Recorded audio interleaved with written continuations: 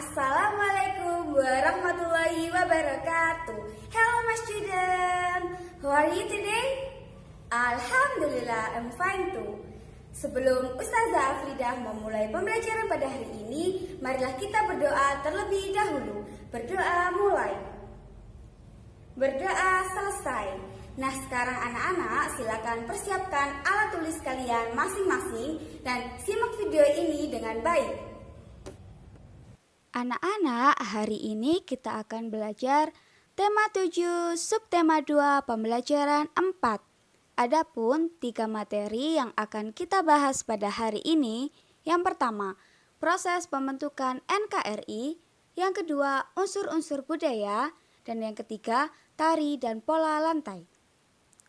Adapun tujuan pembelajaran pada hari ini, yang pertama, dapat mengidentifikasi berbagai peristiwa dalam upaya pembentukan Negara Kesatuan Republik Indonesia dengan penuh tanggung jawab. Yang kedua, dapat menyebutkan unsur-unsur budaya dengan penuh kepedulian. Yang ketiga, dapat menentukan tari dan pola lantai.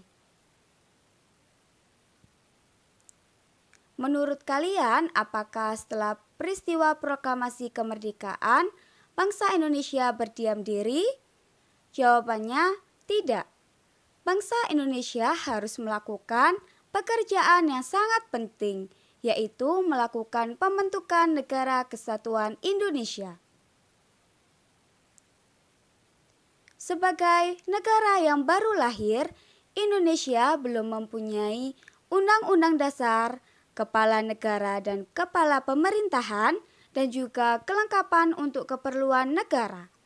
Untuk itu, para pemimpin bangsa memanfaatkan lembaga yang ada pada waktu itu, yaitu PPKI.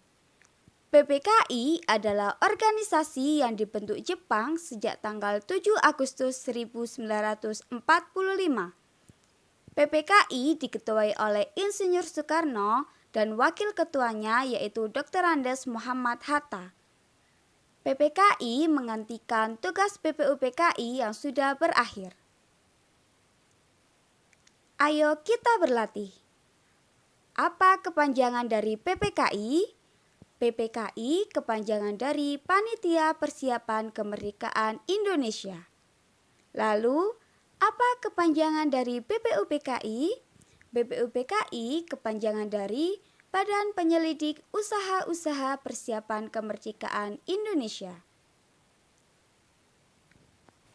Adapun peristiwa-peristiwa yang penting mengiringi proses pembentukan Negara Kesatuan Republik Indonesia. Yang pertama yaitu pembentukan kelengkapan pemerintahan. PPKI mengadakan sidang sebanyak 2 kali. Yang pertama diadakan di Gedung Kesenian Jakarta pada tanggal 18 Agustus 1945 yang dipimpin oleh Insinyur Soekarno dan dibantu wakilnya oleh Muhammad Hatta. Anggota sidang PPKI sebanyak 27 orang. Adapun hasil sidang PPKI yaitu yang pertama mengesahkan Undang-Undang Dasar 1945 sebagai Konstitusi RI. Yang kedua, memilih presiden yaitu Insinyur Soekarno dan wakil presidennya yaitu Dr. Andes Muhammad Hatta. Yang ketiga, tugas presiden untuk sementara waktu dibantu oleh Komite Nasional. Pada sidang yang kedua, dilaksanakan pada tanggal 19 Agustus 1945. Hasil sidang PPKI dapat dilihat sebagai berikut. Yang pertama, menetapkan 12 kementerian yang membantu tugas presiden dalam pemerintah.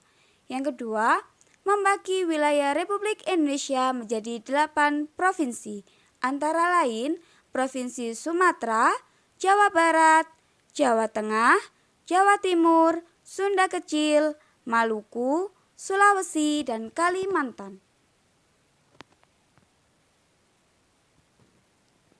Yang kedua, pembentukan Komite Nasional Indonesia.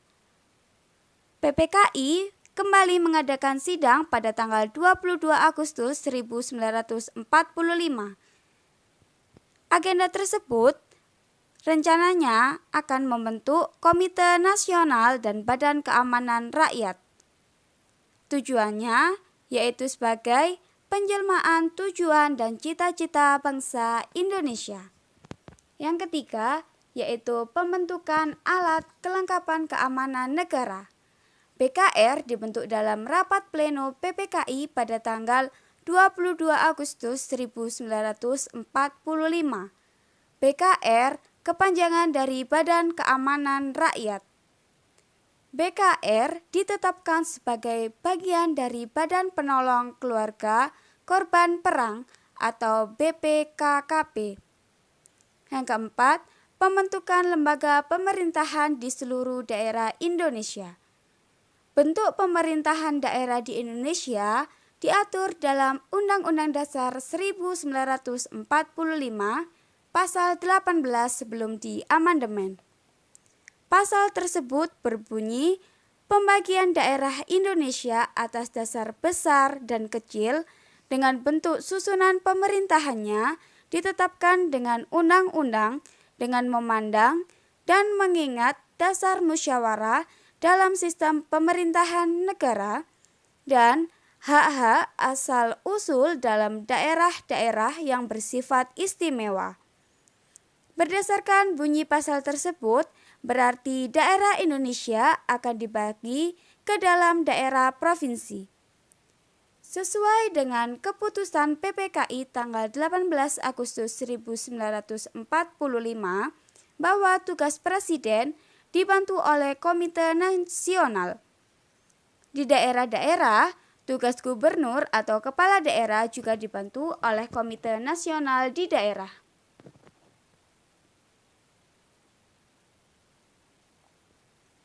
Ayo kita berlatih. Yang pertama, apakah tugas PPKI itu? Tugas PPKI yaitu melakukan upaya-upaya persiapan kemerdekaan dan pembentukan Negara Kesatuan Republik Indonesia. Yang kedua, apa hasil sidang PPKI yang pertama? Ada 3 poin, yaitu yang pertama, penetapan dan pengesahan konstitusi sebagai hasil kerja BPUPKI yang sekarang dikenal dengan Undang-Undang Dasar 1945 sebagai Konstitusi RI. Yang kedua, Insinyur Soekarno dipilih sebagai Presiden RI dan Dr. Andes Muhammad Hatta sebagai Wakil Presiden Republik Indonesia. Yang ketiga, tugas Presiden RI untuk sementara waktu dibantu oleh sebuah komite nasional. Yang ketiga, apa tujuan pembentukan KNI? Tujuannya sebagai penjelmaan tujuan dan cita-cita bangsa Indonesia untuk menyelenggarakan kemerdekaan Indonesia yang berdasarkan kedaulatan rakyat. Yang keempat, kapan BKR sebagai cikal bakal TNI dibentuk? BKR dibentuk pada tanggal 22 Agustus 1945. Yang kelima, tuliskan 8 provinsi yang dibentuk sebagai hasil sidang PPKI yang pertama. Adapun 8 provinsi tersebut yaitu Provinsi Sumatera, Jawa Barat, Jawa Tengah, Jawa Timur, Sunda Kecil, Maluku, Sulawesi, dan juga Kalimantan.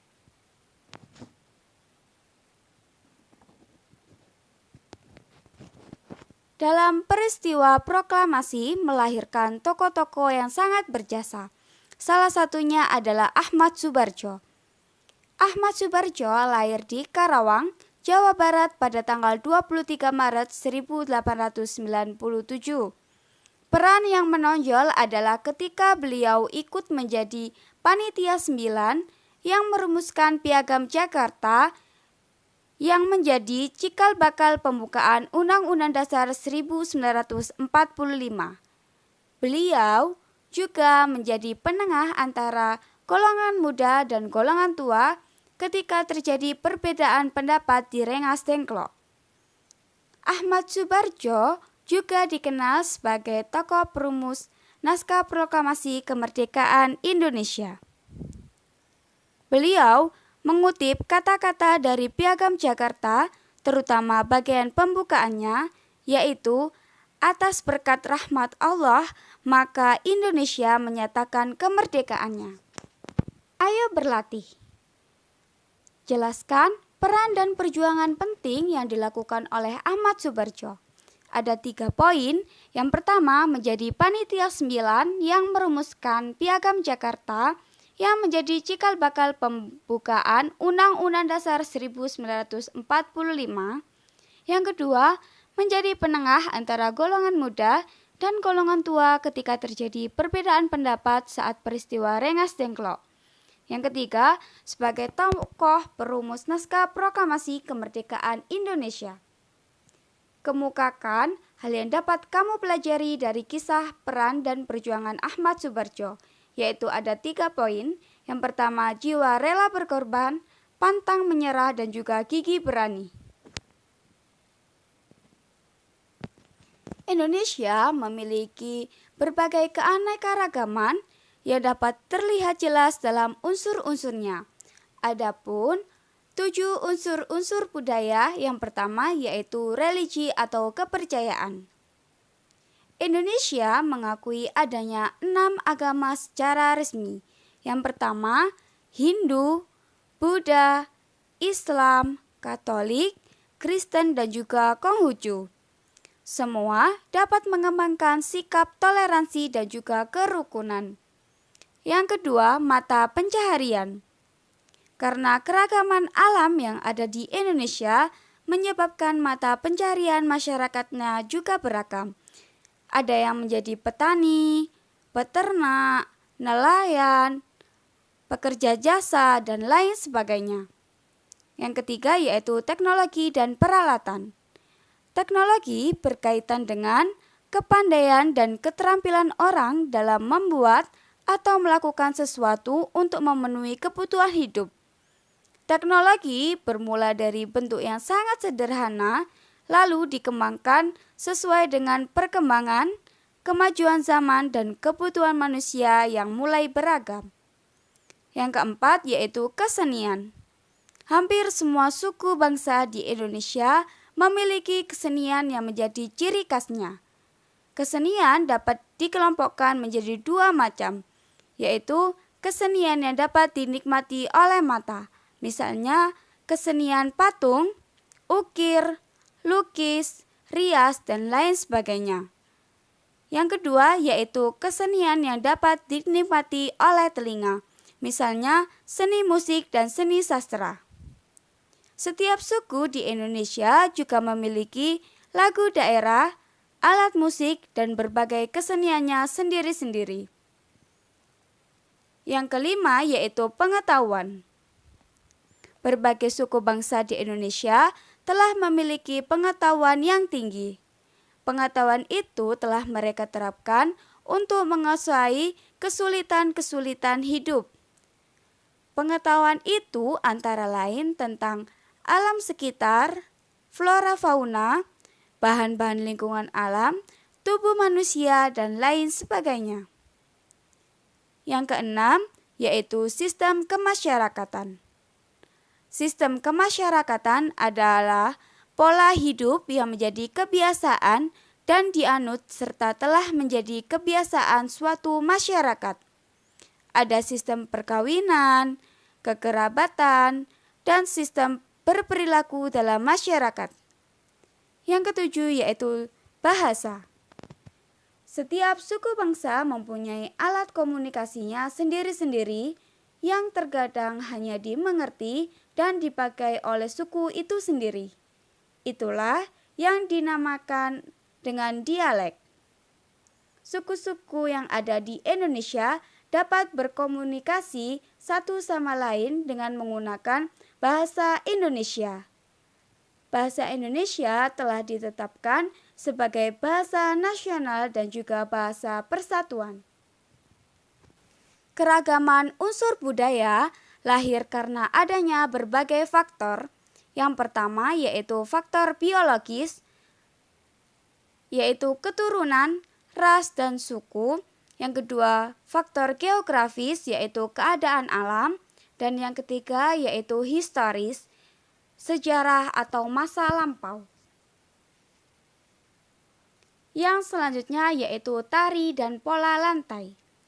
salah satu unsur budaya adalah kesenian. Tari adalah salah satu dari berbagai kesenian.